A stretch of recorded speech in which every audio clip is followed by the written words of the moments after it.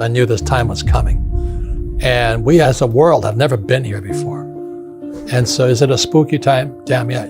It is probably the most dangerous time ever, ever, ever, ever. There's nothing to compare it to because there's never been a world economy before. For example, 100 years ago, if there was a stock market crash in England, it didn't affect anybody. Now the US goes down, the world goes down. So plus with social media and all this we're doing now, and so we've never been here before. And I'm excited about it because I make more money in crashes than I do when they go up. So, but for the average person, they'll get wiped out. I'm afraid at the worst, I hope I'm wrong, but I think we're heading for a global depression. Global depression? Yeah. What does that look like? Depression. I mean, people are depressed. The economy stays down, it's hard to come back up. And now the good news is that for those who are prepared for it, like you and things like this, you'll do better. See, not everybody dies in a plane crash, some plane crashes. But the last crash in 2008, I was on Wolf Blitzer's program 6 months before Lehman Brothers went down. And I said Lehman was going down. And nobody listened, but it went down. And so I've been expecting this market to go down for quite a while. And I'm concerned about my fellow human beings. But as you know, most Americans are clueless. They don't know what's going on. But if you travel the world, I just got back from Africa and China and Japan and New Zealand. People are scared. Australia, which hasn't had a recession in 30 years, is in recession. But Americans are fat, dumb, and happy, having a good time, which is good. But I'm concerned. That's all I can say. I'd be afraid if I had kids. I think as an adult, you can go hungry, but you don't want to see your kids go hungry. And that's what's going to happen. You think it's going to get that bad? Yeah. And the US dollar is fake. Never in the history of the world has any fake money ever survived. And we're doing the same thing. We just keep printing this money. And when I wrote Rich Dad, Poor Dad almost 25 years ago, people said I didn't know what I was talking about. I said savers would be losers. Now, today there's quantitative easing, which is counterfeiting money. And then you have zero interest rates. And people are still saving money. Are you nuts? They just printed, I think, $500 billion in September of this year because the repo market is going down. And the average guy goes, well, what's the repo market? They don't know. So that's why it's fake money, fake teachers, fake assets. Our education system, it has been my rant forever. Why don't we teach people about money? Why is it? We all use money, but we don't teach people about it. So that's why I'm concerned. And I wrote this book, Who Stole My Pension? It's already sold out. But I wrote Who Stole My Pension because was the reason I wrote Rich Dad, Poor Dad. The two authors here, me and myself, Edward Siddell, we both had dads who lost everything. And when I was in my 20s and my poor dad lost everything, it scarred me. And I said, I'm never gonna let anybody ever do that to me. So I had just come back from Vietnam in 73. My dad was unemployed, poor dad was unemployed, and he tells me to go fly for the effing airlines. I said, are you kidding me? And he says, go back to school, get your master's and get your PhD. I said, are you kidding me? Here the guy is unemployed. He's got no pension, he's got no paycheck, and he's telling me to go back to school. I said, what, learn nothing? And those guys who, my friends who flew for United Airlines, they're broke today. Their pensions were stolen. And Americans, I wonder how my 401k is doing. I'm going, gee, I'd be a little bit worried, but they don't know.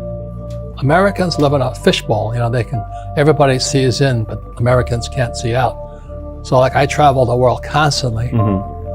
And what I see going on in the world is disturbing. I was just in Argentina, and I took my kid brother there, and he came back a changed man. He says, you weren't kidding, were you? I said, no, I wasn't. And my brother could not believe that what happens in Argentina is going to happen here. So the fear today, I think people are a little bit wiser, is because they do remember 2008, and they do remember 2000. So 2000, 2008, and here we are today. So I think most people are at least kind of tuned in. I hope it doesn't come down, but I'm afraid it will. But I want to say what you did was really, really smart, because the best time to start a business is right after a crash.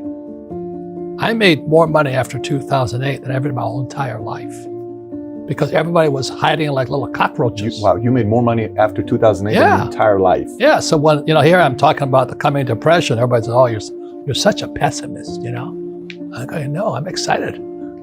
I get really stimulated thinking about all the bargains that are going to be on the street, I mean, it's going to be bargains everywhere. But everybody else, oh, you're pessimistic. No, I'm actually optimistic. So anyway, so you're very smart. When I study business. Guys who start right after a crash do very well most of the time. 2008 was Wall Street. Toxic assets. Toxic assets. CDOs, MBSs. Yes. Derivatives. And so what is it today? Wall Street just looted the pensions. So this book, Who Stole My Pension? It's like I said, my co-author is an SEC attorney. And he got sick and tired of seeing all these bankers loot the pensions and get paid bonuses. And then the labor union guys who manage the funds get paid bonuses. And the guys who manage it get paid bonus. Meanwhile, the workers get screwed. So when this next crash comes, it's going to be horrible. Now you look at the other guy. So there's two authors. Ted Siddell, SEC attorney. His father was a CIA operative in Uganda. And Idi Amin killed his father. So his family went broke because there was no body. He couldn't collect anything because no body, corpse. Whereas my father ran for political office against the governor of Hawaii, and he got crushed. And the governor says, you're no job, no paycheck, no pension. So my old man's broke.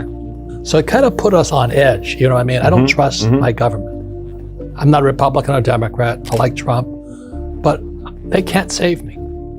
Trump, Biden, Sanders. I mean, it's a cast of characters, right? You got the Donald on one side, and then you got Comrade Sanders, a commie.